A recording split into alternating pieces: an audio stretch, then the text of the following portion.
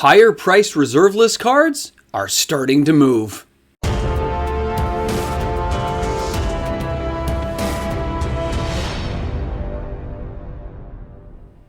It looks like quite a few players are taking advantage of a good deal.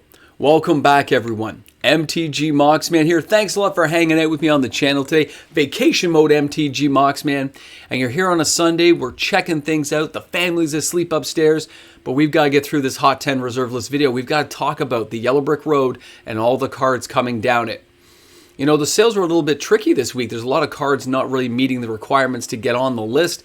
But it's funny to see some of the cards that are there are higher priced cards that would not normally make the cut.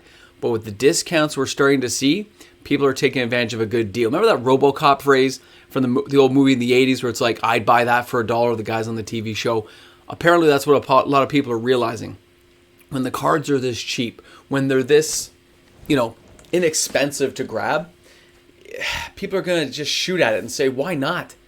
Why not grab myself a dual land? Why not grab Lich? Why not grab Gauntlet of Might?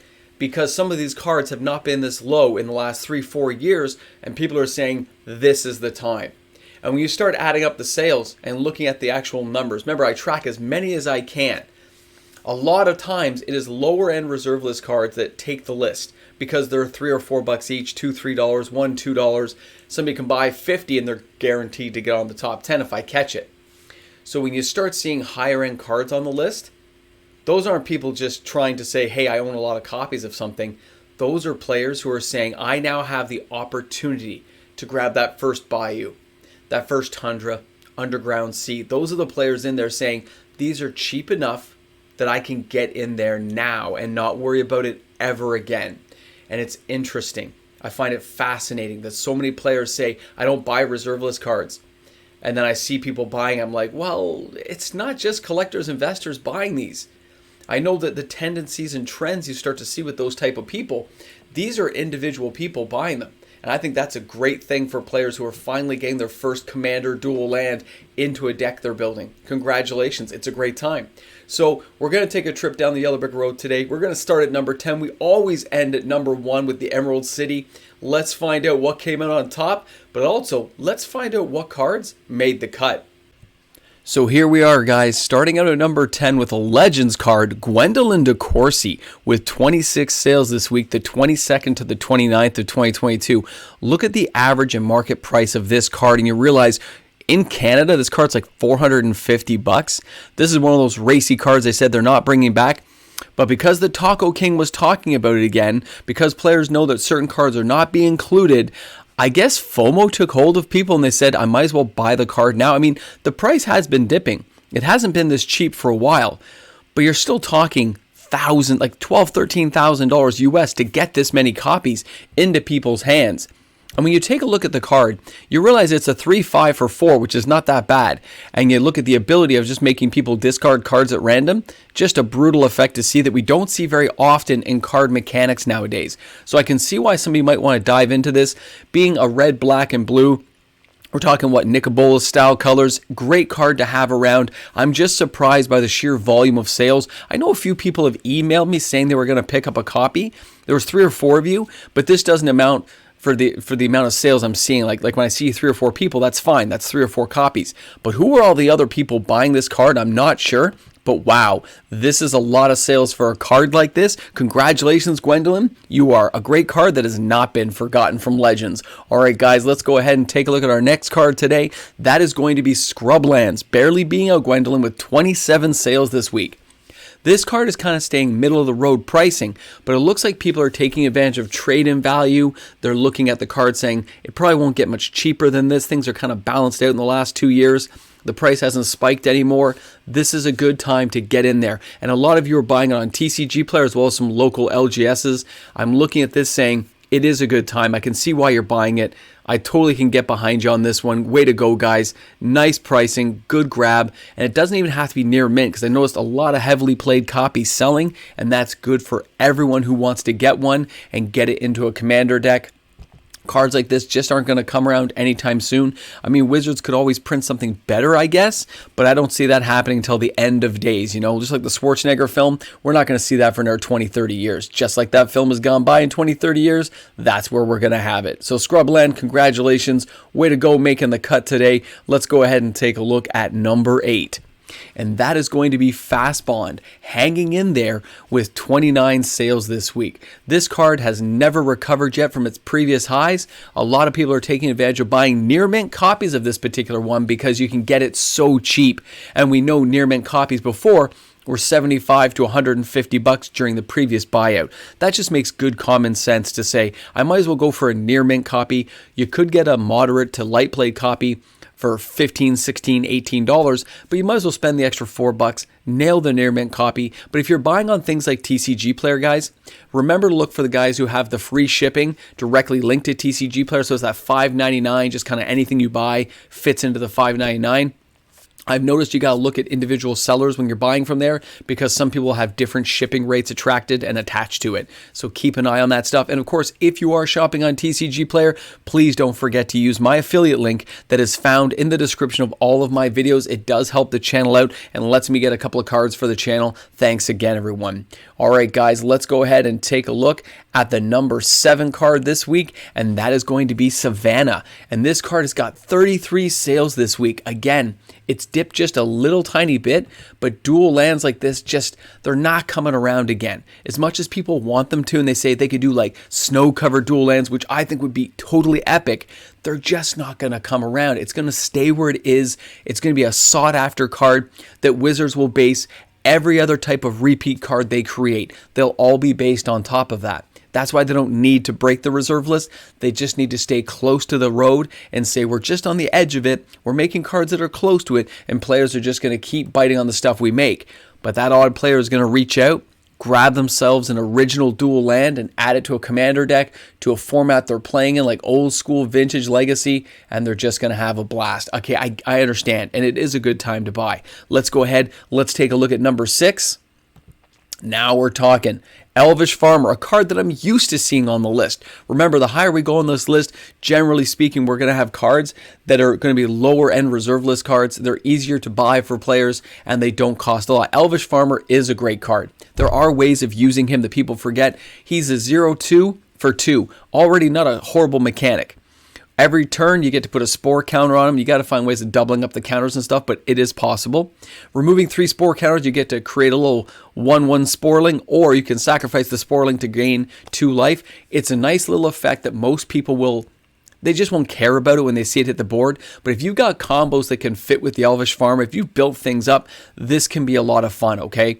You can find other ways of making sporlings for sacrificing for life. You can find other things out there to make sporlings happen faster. Elvish Farmer is a good steal. I can see why people are getting in.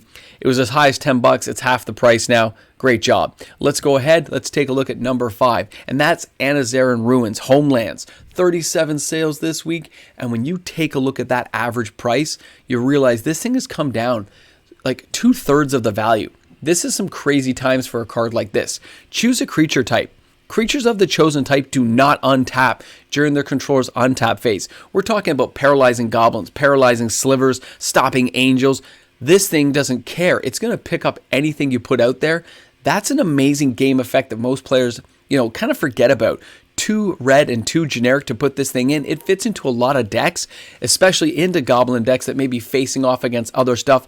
What a great card to have around. Keep this kind of card in mind. When it's this cheap, I can see why people are grabbing onto it. I grabbed myself a playset of 4. I think last year it was a little bit higher than this. I think I paid $7, $8 a copy, but I didn't have to look back. I got my playset of 4. I'm good to go. Let's go ahead. Let's take a look at number 4.